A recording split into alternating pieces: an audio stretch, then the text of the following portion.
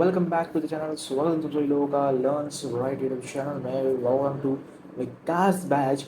और आज हम अपना जो है डेवलपमेंट चैप्टर को फिनिश करने आए हैं, ख़त्म करने के लिए आए हैं। डेवलपमेंट चैप्टर में हमने कल के दिन human development report and other public facilities और जो टॉपिक था उसे कवर कर लिया। और आज हम लोग अपना सस्टेनेबिलिटी ऑफ डेवलपमेंट इस टॉपिक को कवर करने वाले हैं। हमने इस बैच के अंदर बहुत ही डिटेल में हर चैप्टर को कवर कर रहे हैं और इसी तरीके से हमने डेवलपमेंट को भी कवर किया है।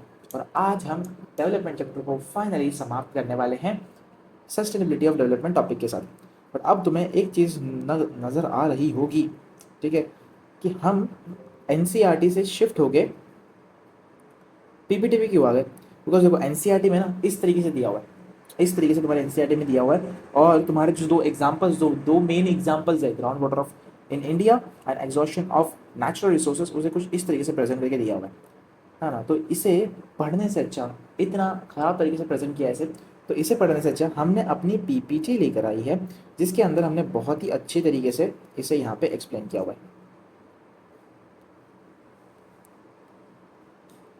हमने इसे बहुत ही अच्छे तरीके से यहाँ पे एक्सप्लेन किया हुआ है। तो आई होप आप लोग को इस तरीके से समझ में आएगा। तो हम कोशिश करेंगे कि हम लोग इस तरीके से तुम लोग को समझा दें यहाँ पे, ठीक है। चलो कोई बात नहीं, स्टार्ट करते हैं सस्टेनेबिलिटी ऑफ डेवलपमेंट से। तो क्या होता है, ठीक है। The maintenance of development and growth is desirable, however since the second half of the 20th century a number of scientists have been warning that at few present types and levels of development are not sustainable. Sustainability of development का मतलब होता है कि development को sustain करके रखो। Sustain मतलब preserve करके रखो फॉर द फ्यूचर, फ्यूचर के लिए हमारे डेवलपमेंट को प्रिजर्व करके रखो। बट अराउंड 20th सेंचुरी के आसपास, ठीक है, 20th सेंचुरी के आसपास नंबर ऑफ साइंटिस्ट ने ये वार्निंग दी है कि अभी जो प्रेजेंट हमारे हालात चल रहे हैं उन हालात को मद्देनज़र रखते हुए हमारा फ्यूचर में जो डेवलपमेंट है, हमारा जो फ्यूचर में जो हाल होने वाला है वो थोड़ा ख़राब होने वाला है।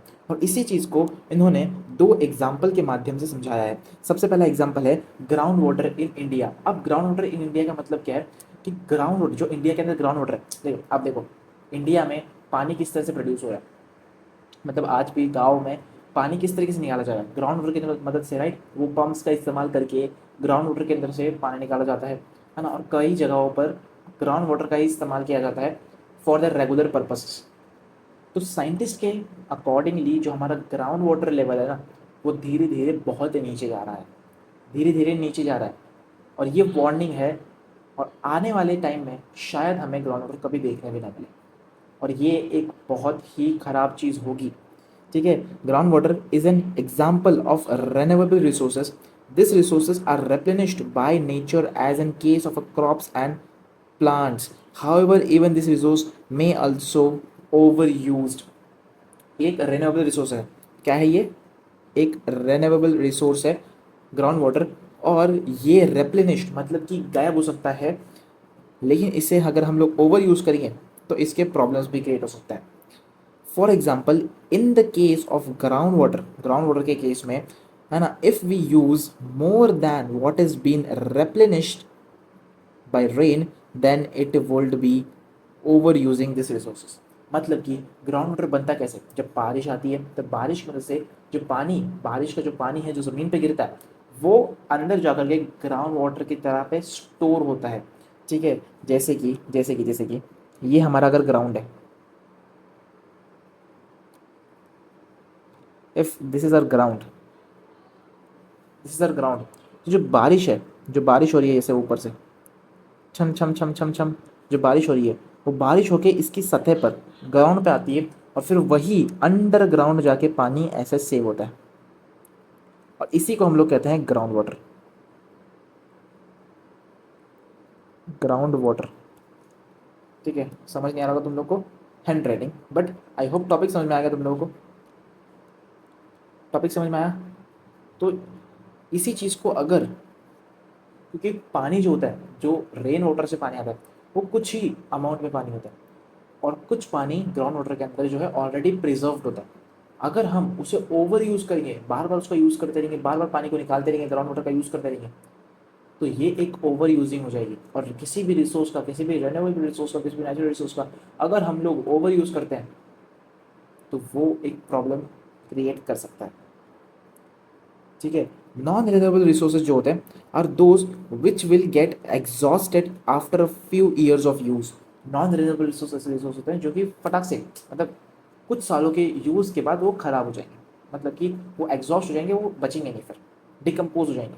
बट रेन्यूएबल रिसोर्स होते हैं जो ओवर टाइम चल सकते हैं, बट हम उसे खराब करते हैं ओवर यूजिंग से। We have fix stock on earth which can not be replenish, जैसे कि पानी, पानी कभी भी रिप्लेनिश नहीं हो सकता। We do discover new resources that we did not know of earlier. New resource is way added to the stock. However, over time, even this will get exhausted. Right. जो मैंने हमसे कहा, अब हमने ग्राउंड वाटर ऑफ उसका पानी पढ़ा, ठीक है, ग्राउंड वाटर ऑफ वाटर का हमने एक चीज़ पढ़ी। अब हम पढ़ने वाले हैं सेकेंड एग्जाम्पल जो कि दिया है तुम्हारा exhaustion of natural resources. Exhaustion of natural resources, consequences consequences of environmental degradations do not respect national or state boundaries।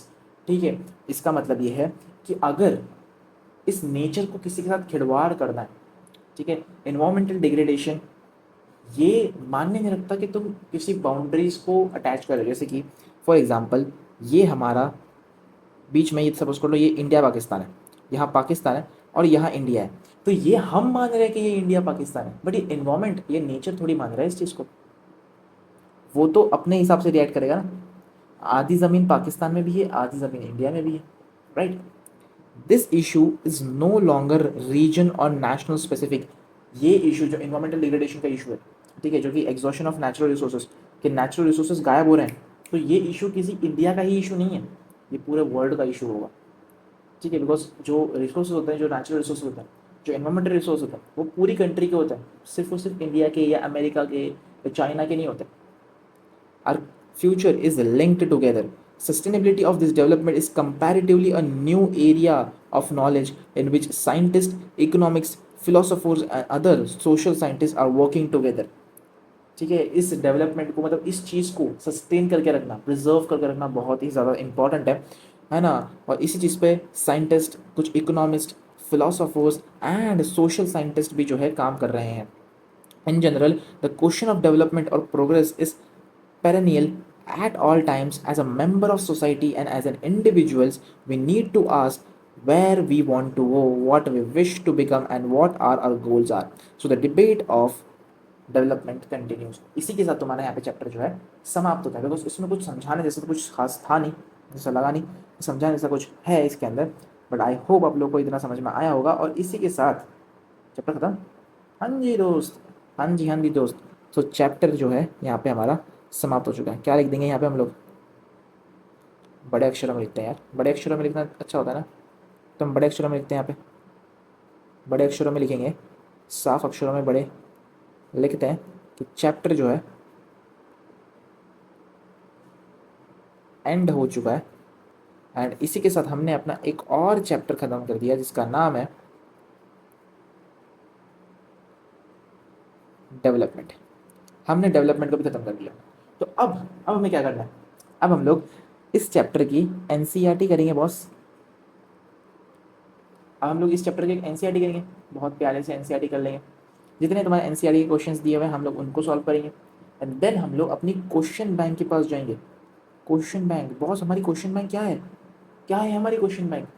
हमारी क्वेश्चन बैंक में सारे के सारे प्रीवियस ईयर क्वेश्चंस मिलेंगे, सारे सैम्पल पेपर के क्वेश्चंस मिलेंगे, सारे दीक्षा के क्वेश्चंस मिलेंगे। जो दीक्षा पोर्टल है वहाँ पे जितने क्वेश्चंस दिए हैं वो सारे के सारे क्वेश्चंस तुम लोग को मिल जाएंगे। मतलब बहुत सारे क्वेश्चंस का क्वेश्चन कमिश्नर है, जिसे हम लोग ने क्वेश्चन बैंक का नाम दिया है। आई नो आपको पता होगा। तो ये क्वेश्चन बैंक आपको मिल जाएगी। आपको मिलेगी क्या? नहीं, हम लोग सॉल्व करवाएंगे। मिलेगी, आपको मिल जाएगी, लेकिन टेलीग्राम पे मिलेगी, यहाँ पे नहीं मिलने वाली। तो टेलीग्राम चैनल आप ज्वाइन कर सकते हो फटाफट से जा करके, ठीक है। और एक और बात मुझे तुमको बतानी थी, छोटी सी बात, छोटी सी बात। भाई देखो, बहुत सारे लोग ना ये मांग कर सकते हैं कि देखो हम किस तरीके से, हम क्या अप्रोच लेकर चल रहे हैं वो बता दो। हम सबसे पहले अपनी एनसीईआरटी को कवर करते हैं, बिकॉज वही है जो सब कुछ है। तो हम पहले कोशिश करते हैं कि हमने पूरे चैप्टर के अंदर ना हम लोग एनसीईआरटी की लाइन वाइज समझें और उसे डिटेल में समझते हैं। हम उसके साथ साथ अपने नोट्स भी प्यारे प्यारे बनाते हैं, जैसे अभी हमने बनाए, है ना। अगर आपने लेक्चर अटेंड किया होगा तो आपको पता होगा कि अभी हमने प्यारे प्यारे नोट्स भी बनाए हैं साथ साथ। ठीक है, तो वो नोट्स आपको मिल जाएंगे, है ना। वो आपको ये सारे मटेरियल, जितना मटेरियल है, मटेरियल वर्क आपको सारा का सारा टेलीग्राम चैनल पे मिलेगा। ठीक है, हम नोट्स बनाते हैं, एनसीईआरटी कवर करते हैं, ये हमारा अप्रोच होता है पहला। देन हमारा अप्रोच ये होता है कि हम उसी जो चैप्टर हमने कवर करा है उसे हम कम से कम 7 से 8 लेक्चर्स में कवर करें, आराम से डिटेल में बैठ करके। 7 से 8 हमारे लेक्चर्स होते हैं जो कि मैक्सिमम 30 मिनट से 40 मिनट्स से पहुँचते हैं। 30 to 40 मिनट्स के हमारे लेक्चर्स होते हैं। हम कोशिश करते हैं कि आप इतना ही कवर कर लें। उसके बाद हम लोग अपने एनसीईआरटी के क्वेश्चंस कवर करवाते हैं तुम्हें। ठीक है, हम कोशिश करते हैं कि हम आपको एनसीईआरटी के सारे क्वेश्चंस कवर करवा दें। क्या करवा दें? एनसीईआरटी के क्वेश्चंस कवर करवा दें। ये हमारी कोशिश होती है कि हम करवा दें, है ना। पूरी कोशिश करते हैं कि हम लोग कर देंगे। तो हम एनसीईआरटी के क्वेश्चंस भी तुम लोग को कवर करवा दें। उसके बाद हम अपनी क्वेश्चन बैंक पे चलते हैं, ठीक है ना। और वहाँ से तुमको चीज़ें कवर करवाते हैं। हमारे क्वेश्चन बैंक के अंदर डिटेल्ड तुमको दिया हुआ है। वेरी शॉर्ट आंसर का सेक्शन है, कि एक सेक्शन है वेरी शॉर्ट आंसर का, एक सेक्शन है शॉर्ट आंसर्स का, एक सेक्शन है लॉन्ग आंसर का। तो तुम्हारे को तीनों टाइप के क्वेश्चंस में सॉल्व करवाता हूँ। ठीक है, मैप्स तुमको आखिर में करवाऊँ, कोई टेंशन की बात नहीं। तो इन्हीं लेयर्स से हम लोग गुजरते हैं, और ट्रस्ट मी, इतने लेयर्स अगर तुमने पार कर दिए ना, तुम्हारे 100/100 कहीं नहीं गए बॉस। ट्रस्ट मी, 100/100 तुम्हारे कहीं नहीं गए। तुम अपने स्कूल टीचर्स, ट्यूशन टीचर्स, किसी से भी पूछ सकते हो, है ना। ये इतने चीज़ें तुम्हारी करने से तुम्हारे 100/100 कहीं नहीं जाएंगे। 100/100 तुम्हारे कन्फर्म्ड है, कन्फर्म्ड है। तुमने अगर एनसीईआरटी अच्छे से पढ़ ली ना बॉस, नोट्स अच्छे से लगा लिए, एनसीईआरटी अच्छे से पढ़ ली, बस एनसीईआरटी अच्छे से पढ़ ली, उसके बाद तुमने एनसीईआरटी के क्वेश्चंस कर लिए और क्वेश्चन बैंक के यूनिक क्वेश्चंस कर लिए, बस हो गया, बस हो गया। तुम्हारे 100/100 कहीं नहीं गए, क्योंकि इसके अलावा तुमको एसएसटी में कुछ करने की जरूरत ही नहीं है। तुमको ये सब चीज़ें करके चैप्टर को और अपना सिलेबस खत्म करना है, एंड देन बस रिवीजन मारना है। रिपीटेडली तुम्हारी एनसीईआरटी पढ़ते रहनी है, एनसीईआरटी पढ़नी है, तुमने नोट्स बनाए वो पढ़ते रहना है ना। रिकॉल करना है एंड तुम्हारा रिवीजन हो जाएगा। एंड तुमको बीच बीच में सैम्पल पेपर देते रहना है, बस कोशिश करना सैम्पल पेपर देते रहो, that's it. And question bank के क्वेश्चंस लगातार देखते रहना, क्योंकि ऐसे क्वेश्चन से तुम्हारे एग्जाम में बनते हैं। ठीक है, आई होप आज के दिन आपको मज़ा आया होगा। अब हम लोग कल ना आएंगे और फटाफट से डेवलपमेंट के ना जो एनसीईआरटी के क्वेश्चन हैं उन्हें निपटा देंगे। ठीक है, एंड देन तुम्हारी क्वेश्चन बैंक की तरफ हम लोग मूव करने वाले हैं। चलिए मिलते हैं आपसे अगली वीडियो के अंदर, तब तक tata bye bye, take care. और याद रखना, बहुत सारी रिक्वेस्ट मेरे माइंड में आ रही थी, आपने पूछ रहे थे, मेरे माइंड में आ रही थी। हाँ जी, मेरे माइंड में आ रही थी कि इनके बीच में ना, इन सब चीज़ों के बीच में एक चीज़ तो मिस हो गई। इन सब चीज़ों के बीच में एक चीज़ तो मिस हो गई यार, वो चीज़ भी तो होनी चाहिए थी। अगर मैं तुम्हें डिटेल लेक्चर्स दे रहा हूँ, वो भी जो लोग पेड में देते हैं, उसको मैं तुम्हारे को फ्री में करके दे रहा हूँ, तो मुझे तुम्हारे पास एक वन शॉट रिवीजन भी तो देना चाहिए था। बट मैं देख नहीं रहा हूँ, उसका पीछे का रीज़न समझो। जो ये क्वेश्चन बैंक हम लोग करते हैं ना, इस क्वेश्चन बैंक को हम लोग बहुत डिटेल में करते हैं। हम एक क्वेश्चन पढ़ के उसका आंसर पढ़ के आगे नहीं निकलते। हम पहले क्वेश्चन पढ़ेंगे, हम आंसर को पढ़ेंगे ना, आंसर के पीछे के कंसेप्ट को समझेंगे, और हम पूरे चैप्टर को इसी तरीके से समराइज करते हैं। मतलब मैं तुम्हें कह रहा हूँ, अगर इस क्वेश्चन बैंक के अंदर इन तीनों टाइप्स ऑफ क्वेश्चंस को मिला करके अगर 30-40 क्वेश्चंस बन गए ना हमारे, क्योंकि होते ही हैं, 30 से 40 क्वेश्चंस अगर हो गए ना, तो ये 30-40 क्वेश्चंस ऐसे क्वेश्चंस होंगे जो मोस्ट इंपॉर्टेंट भी होंगे, और इन 30-40 क्वेश्चंस के अंदर तुम्हारा पूरा का पूरा चैप्टर कवर्ड होगा। तुम्हारे पूरे चैप्टर का हर एक कंसेप्ट, हर एक पूरा कवर्ड होगा। समझ में आया? और इसी तरीके से हम लोग तुम्हारे को कवर करवाते हैं। तो इस वजह से तुम लोग को वन शॉट रिविजन की जरूरत ही नहीं पड़ती यार, क्योंकि हम लोग यहाँ क्वेश्चंस के साथ साथ तुम्हारे पूरे कंसेप्ट को भी रिकॉल करवाते हैं। तो इस चीज़ की हमारे को कोई ज़रूरत है नहीं। बैच ख़त्म होने के बाद जिन बच्चों ने नहीं पढ़ाई करी है, क्योंकि ऑब्वियसली होंगे कुछ बच्चे, उनके लिए हम लोग ये सीरीज़ लाएंगे, और उन लोगों के लिए इन्हीं इसी पीडीएफ के अंदर से हम लोग पढ़ाने वाले हैं। ठीक है, चलिए मिलते हैं आपसे अगली वीडियो के अंदर। तक के लिए tata bye bye, take care, ख्याल रखना, और मिलते हैं नेक्स्ट वीडियो के अंदर।